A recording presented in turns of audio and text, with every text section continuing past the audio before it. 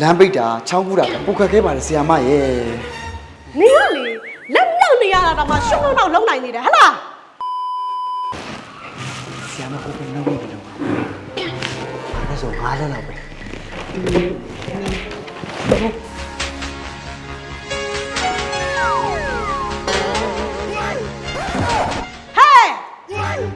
လေးငါအတန်းတဲ့ကိုနောက်ကျမှဝင်လာပြီးတော့ငါမသိအောင်ခိုးဝင်မယ်ပေါ့အဲ့နမတွေရက်လိုက်စမ်း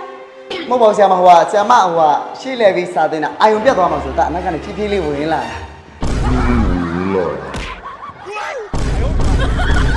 တော်တော်လေးတက်နိုင်တယ်ကိုတော်ချောကဲရှေ့လာစမ်းမအောင်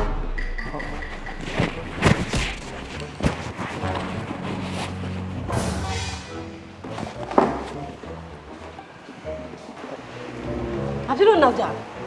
ဟောဆီယာမလေကားလာနေပိတ်နေလို့ဆီယာမရဲ့လေကားရွေ့ဟိုးမီကိုအဲ့ဒါကားပေါ်ကနေဆင်းပြီးတော့ပြေးလာအမောတော်ဆိုတယ်ဆီယာမရဲ့ ကဲတော်စမ်းပါအဲ့လိုနောက်ကျတတ်မယ်ဆိုလို့ရှိရင်လေကိုကကိုအိမ်ကနေစောထွက်လေရုပ်ကိုကြည့်ရတာနဲ့အေးရင်မဝရတဲ့ရှုံနဲ့အဲ့ရမထနိုင်လို့နောက်ကျနေတာကိုလေသွားကိုနေရာကိုသွားပြီးတော့လက်မြောက်ပြီးတော့ဆီယမစာတင်တာကိုကြည့်နေ 我面糊到比较冷要比较像马萨的脑筋里， စမလည်းလက်မြောက်မှာတော့9မိနစ်ပဲနောက်ကျတယ်ဟော 什么嘞？冷要嘛的，俺们那边能叫的。 ကဲသွားပါလက်မြောက်ဆိုမြောက်နေလိုက် A few moments later. ဆီယမတို့ခေတ်တုန်းကမြန်ဆိုလို့ရှိရင်လေဘတ်စကားမရှိလို့9မိုင်လောက်ခရီးကိုလမ်းလျှောက်ခဲ့ရတာနော်မိုးရွာရင်လေအင်ဘက်ကိုစောင်းပြီးတော့ချောင်းကိုတောင်ဖြတ်ကူးပြီးလာခဲ့ရတာစာကြည့်ရင်လေ